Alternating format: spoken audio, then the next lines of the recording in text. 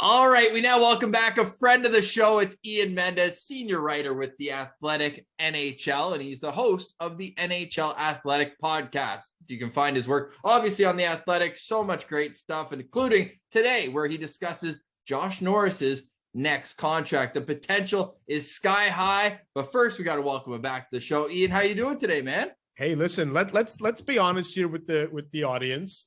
This is a last-minute invite, which just shows like I'm just thirsty to jump on podcasts. Like I'm just sitting there hitting refresh all the time. Like, gee, I hope somebody invites me onto their podcast. And boom, see, you guys invited me, and I took you up on it within like 90 seconds. It's your second call up of the week, isn't it? Wasn't Meth on daddy duty this on Monday? Yeah.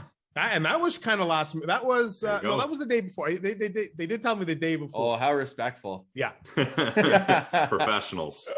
So people were mad at us the last time you came on because we didn't get any trivia. Of course, even though we're last minute, I have some for you later today. But the topic of discussion has to be the Josh Norris contract because he just played his hometown team for the third time in 12 days. He's got 5 points, 3 goals in those 3 games. Now, his season is obviously extended a lot further out in terms of success. So if you are Pierre Dorion, jumping right into it, what is your initial offer to Josh Norris? Boy, it's a great question, isn't it? Like, I think if I'm Pierre Dorion, I'm trying to get this guy locked up long term. And I do understand the thought of, look, his sample size, and I talked about this in the article. His sample size is different than most players coming out of entry level for 2 reasons. Number one, you go back to his first year as a pro, he only played 3 games in the NHL, right? Like, so he didn't get a full slate of games. And then year 2 is a pandemic shortened 56 game campaign. So when you start to look at Josh Norris's numbers, like he doesn't have the 200 game plateau that most players of his ilk have coming out of their entry level deal and into RFA status. So if I'm Pierre Dorion, I do understand, look, there might be some questions here.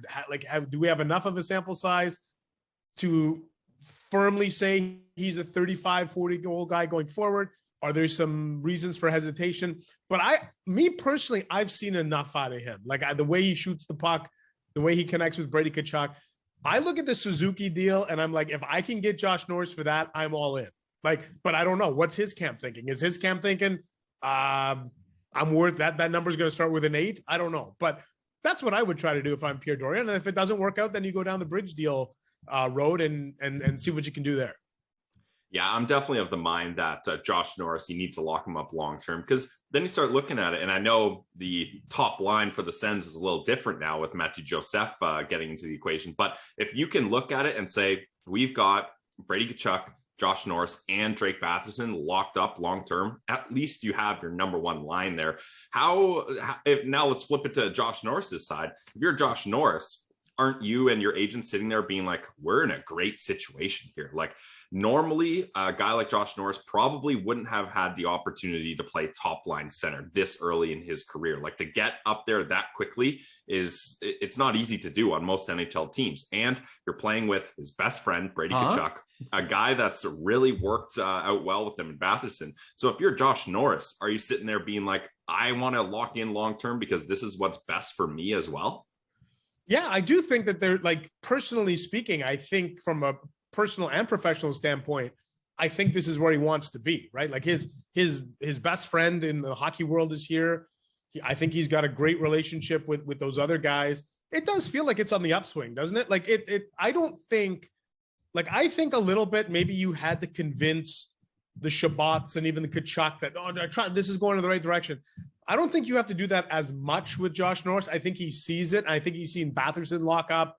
All these guys have locked up to long-term deals. So I think this is where he wants to be, but you can never get into an athlete's head. Like, I don't know. Does he want to at some point play for his hometown team in Detroit? Does he want to, you can never get into an athlete's head, but in the here and the now, he's put himself into a great spot. And I don't see why anybody wouldn't want to lock in long-term here, right? Like, I do think that there was some hesitation and trepidation before and some questions. I think a lot of those questions have evaporated, and the fact that Tkachuk signed long-term, to me, I think that kind of gives the stamp of approval and the green light for a guy like Norris to go ahead and do the same thing. Yeah, 100%. We know that he's represented by the same agency as Brady Tkachuk, Craig Oster, and Newport Sports. But is Brady Tkachuk the best asset the Senators have here to get into Josh's ear as the leader of this team and knowing their relationship? Yeah, listen, I think absolutely. I think that if you're the Senators, you can, hope that relationship helps. But I think because they have the same agent and everything, I think they know the score. I don't think Brady Tkachuk has to go to Josh Norris and get him to sign and say, listen, let's get this done and try to squeeze him in for anything.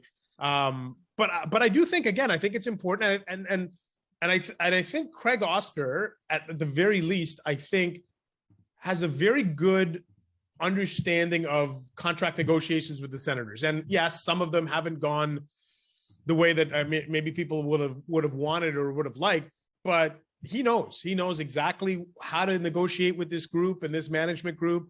He knows what the pressure points are. He knows so look, it's all sitting right there. My only thing on Norris is, and whether it's Tkachuk who gets into his ear or somebody, he's got to get this done, I think, before training camp. Yes. I'm even willing to let it, if it goes a couple of days into training camp, fine. You can't get into the regular season and not have a most of a training camp for Josh Norris. He's got to be their opening night. If you're going to tell me that you're going to be a playoff team next year, or at least challenge for it, take a step forward, Josh Norris has to be their opening night and has to have had a little bit of time with his teammates before that happens. Yeah, and you can't start off well without your number one center. No team is going to be able to do that. It's not sustainable. Something that you mentioned, a word that you mentioned a lot in your article. So I want to get into that. Is Josh Norris's goal production sustainable? Because we're looking at all the power play goals, and we love to say it every time, Ross. We know it. The other team knows it. Everyone watching the game knows it. On the power play, Josh Norris is going to try to get that one-timer. But who cares if you know it? As you showed with your goal chart there, he's still scoring them. But eventually, there's only a couple players, your Ovies, your Stamkoses, the true elite snipers that can continue to have that production from the same spot, because eventually teams are going to figure it out, especially when, let's be honest, they don't have a kind of second finisher quite yet on that power play. They have guys that can chip in, but no patented, if Norris can't do it, this is our plan B. So is Josh Norris going to be able to keep producing at a high level on this power play? And this is, to me, where sample size does become a bit of a factor, right? Because if you did have 200 games of him, you could make a better assessment. I did point it out in the column on Thursday, or sorry, on Wednesday, that if you look at it, he's shooting at about 25% on the power play. And I thought, okay, is this normal? Do we often see guys get 15 goals? And the answer is no. This is fairly atypical.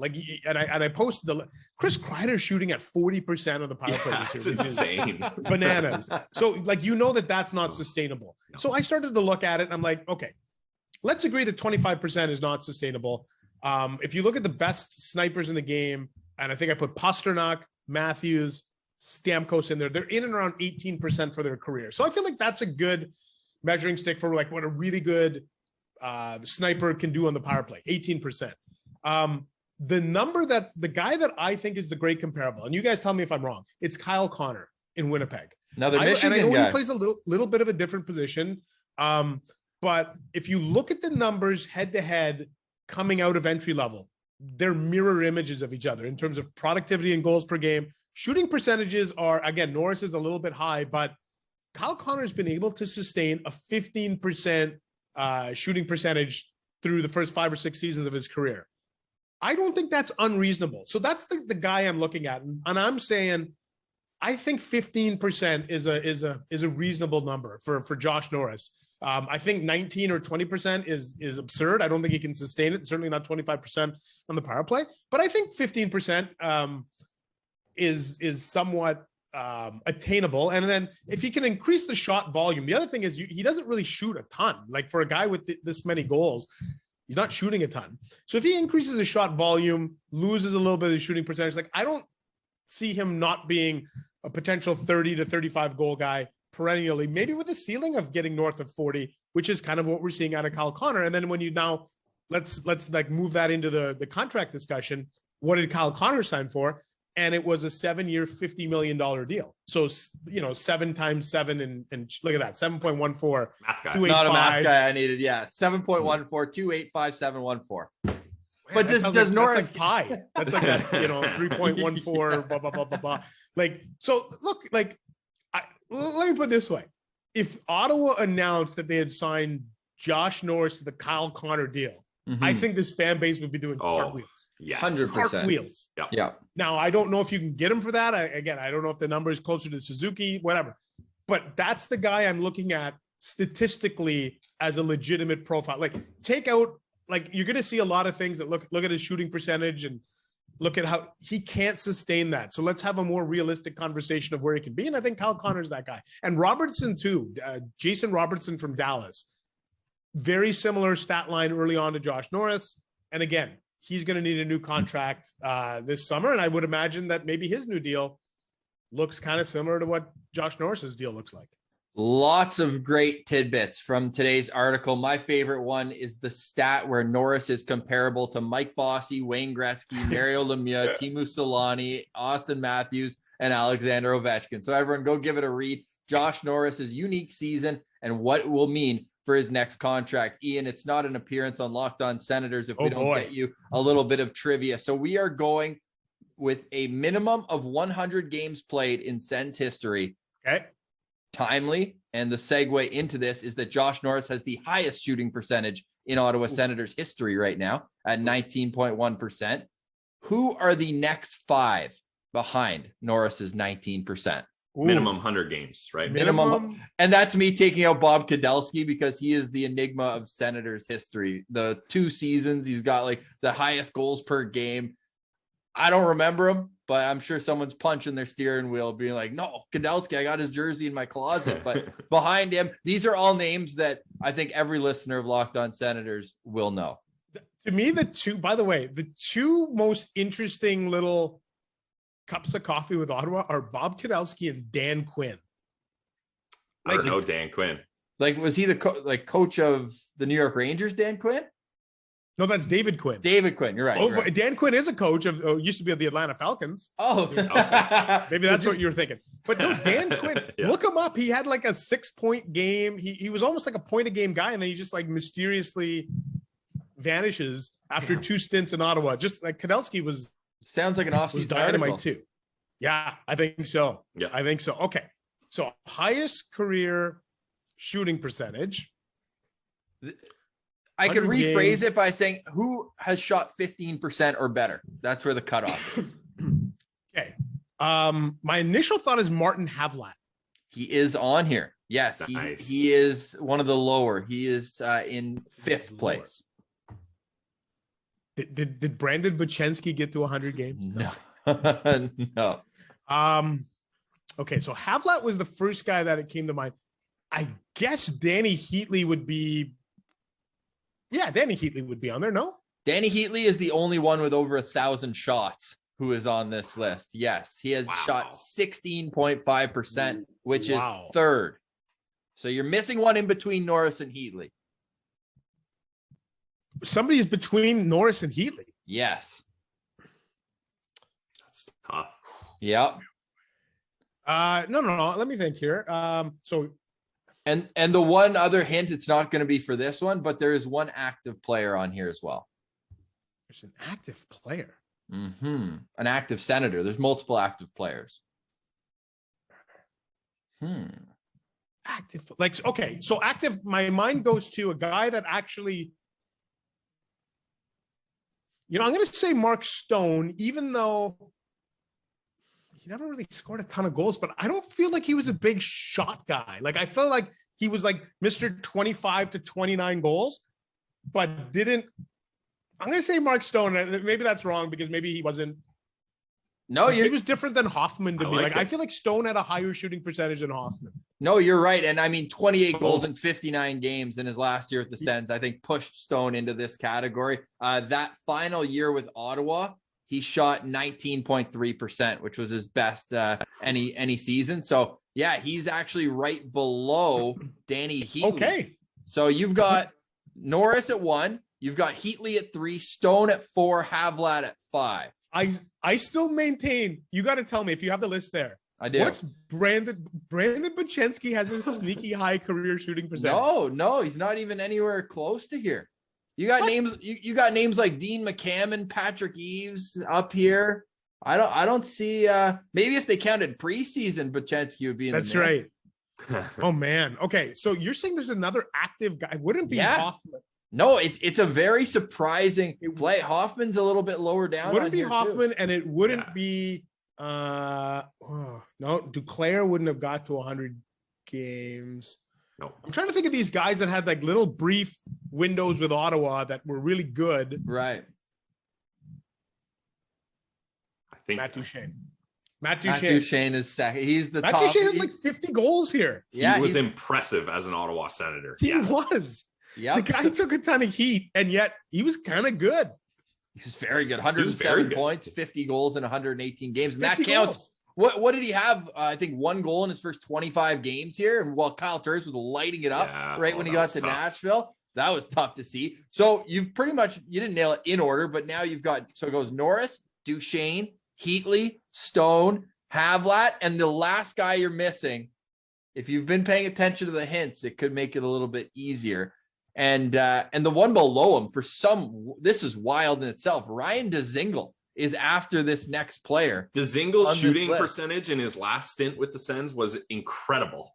Yeah, he shot 15% career with Ottawa, but there's one guy who's a little bit higher. And I think that it's more so because he doesn't shoot the puck as much as the coaches would like. I know exactly who it is. I don't want to ruin it though. No, don't ruin it. Wait, you're saying he's an active player who plays on the team right now? Well, I said that before. I don't know. Have you nailed any of the other ones that have? Because I was thinking of active players, like that's why my mind went to Stone right away. Yeah, no, there's an active. So I didn't realize there's a guy. Well, we know it's not Kachuk because the shot volume is like 300 shots a year. Batherson. Drake Batherson. There you go. 15.1 shooting percentage, 38 goals on 252. I maintain. I'm going to look this up and text you guys after. I'm telling you, Brandon Bochenski's shooting percentage has got to be north of 15%. And I don't know how many games he played, though. That's the thing. So no, I don't see him anywhere even close on here, but I'm prepared. If you can get his preseason hat tricks and everything in there too, maybe you can pump him up. But the only guys over 15%, we just named them all. And then the next guy on this list, this one might be even more of a head scratcher to the average fan, is Artem Anisimov, 11th all-time in Sens history in shooting. Artem Anisimov. Yep. The Artie Party, 17 goals in 68 games for him. Right beside your buddy, or tied with your buddy Todd White with 14.5%. That's right. With the Sens. So I feel like Dan Quinn would be up there too somewhere. Again, but the game's played. Yeah, that's where it gets you. That's where it gets you. Yeah. Awesome. Hey, that was a fun one. You got there. I like it when it takes some stress. You're worried, but then ultimately you prevail, as you always say. And you didn't miss too many. That's the impressive thing. Like your shooting percentage on getting trivia questions would be right up there, Ian. But I'm not sure you passed the minimum 100 games played. 100 trivia questions. Yeah. Did you guys Tuesday night? Did you guys know the answer to this? And I threw it out on Twitter. When Stützle scored his second empty net goal, I tweeted out, does anybody know the last time? And it turns out, I think it's the only other time an Ottawa guy had 2 empty net goals in the same game. Mm-hmm. I guess wrong. This? Yeah, I guess wrong. I guess the Anisimov for some reason. I don't know why, but what was the answer? Oh, yeah, that's right. You jumped in right away. I'm going to say McCulloch. You know, you saw me. No, I guessed. I promise I guessed. I promise. What a guy. Yeah. Malaya McCulloch did it to complete a hat trick. Oh, nice. 2 empty net goals against Tampa back, I think, in 2012. That's awesome. I had a little wager at betonline.net of Tim Stützle 2-goal night. So I was sweating it out until the last minute and 5 seconds, and then he gets 2. So nothing wrong with that. That. Talk about a backdoor cover. That was not bad. Awesome, Ian. We always appreciate you jumping on, especially on short notice. Excited. We're going to see you in 10 days, whether it's at the pregame or we're going to have to come shake your hand at the actual event. Itself. It's gonna be a fun one, Montreal, Ottawa. We picked a pretty good game. That was before, of course, all the gong show around it. Yeah, all the Gallagher stuff should be a lot of fun. And yeah, listen, send me a note. I'd love to come on over. I probably can't have a beer if it's pregame, but I can certainly come over and Maybe have a Coke Zero and hang out with you guys. Not a coffee, eh? Not a coffee. That's Ian Mendes, senior writer at The Athletic. You can find him on The Athletic NHL podcast weekly, wherever you get your podcasts.